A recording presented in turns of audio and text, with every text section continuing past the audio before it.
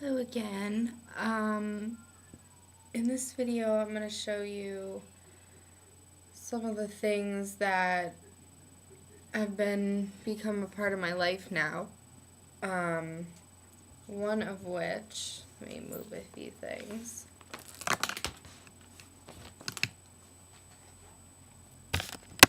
Even though I'm 23 and was perfectly healthy and normal and active, I now have a walker, which needs a basket so I can put stuff in, because walking back and forth and just wasting energy doesn't make any sense, and I'm gonna end up in my bed totally fatigued with my muscles. Also, if I move around too much during the day, my feet are just unbearable at night.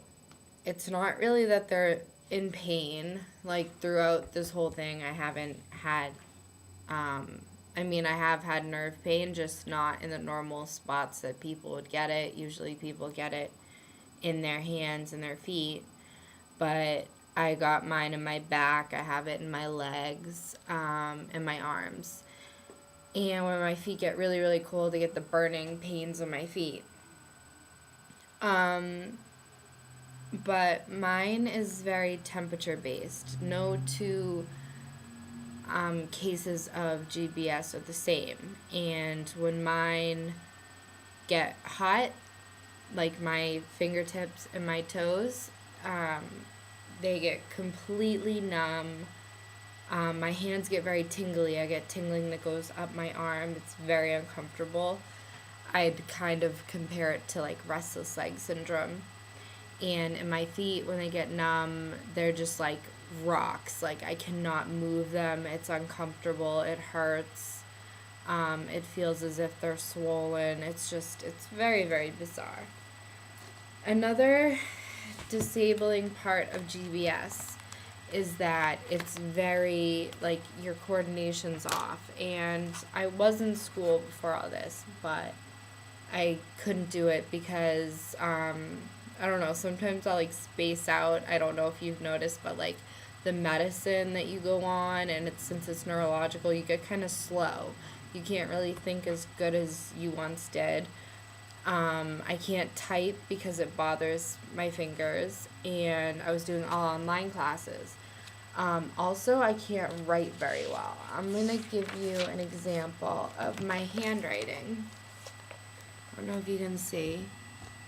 This was it before. It's backwards, but I mean, it's not the greatest, but it's not that bad either. Now, if I write something, I'm going to give you an example. All right. I started a blog on Tumblr.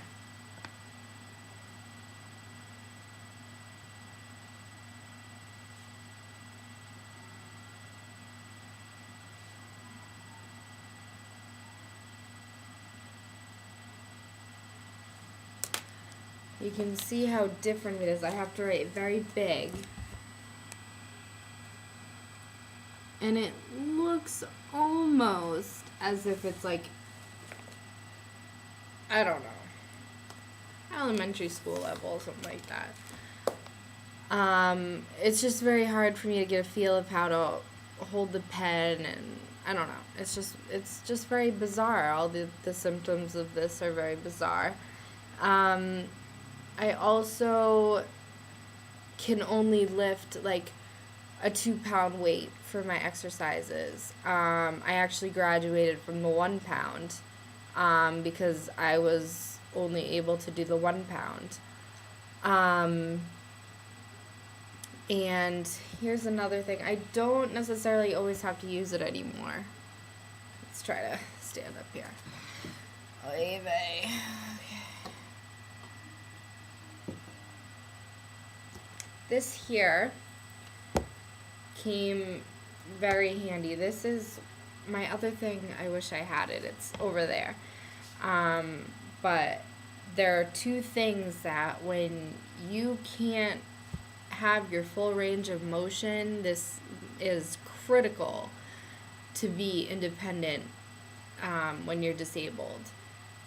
To not have people have to always help you to dress you.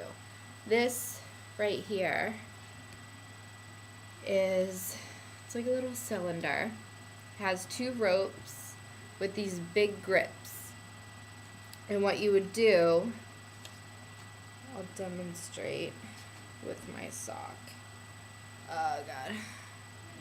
It hurts to kind of bend my foot that way. But here we have a sock. And you're gonna put it around the top. Even this, when I first started doing it, was very hard. I'm gonna put it like this. And then, I don't know if you can see. Hopefully you can.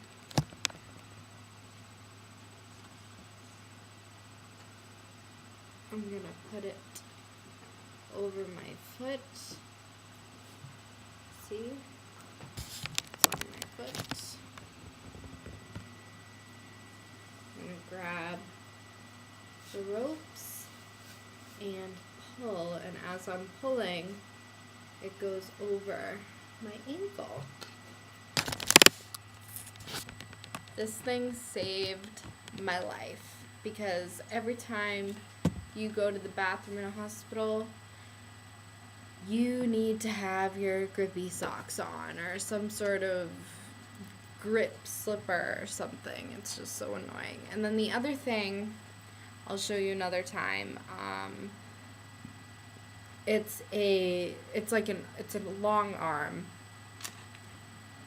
It has like a little trigger and it pinches. So if you drop things, you can pick it up, and when you're getting dressed, you can, instead of bending over when you don't have that full range of motion, you can kind of pull it.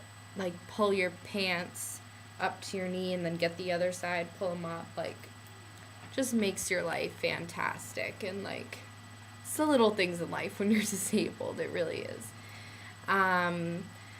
But yeah, those are a few things that make my life a little easier. I also have crutches to help me go up the stairs.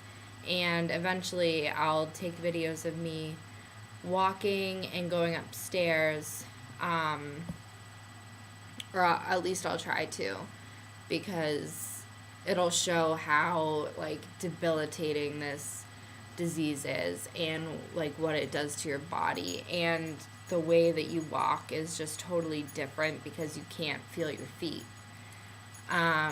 But anyways, I'll just leave it at that for now, and I will talk to you guys later.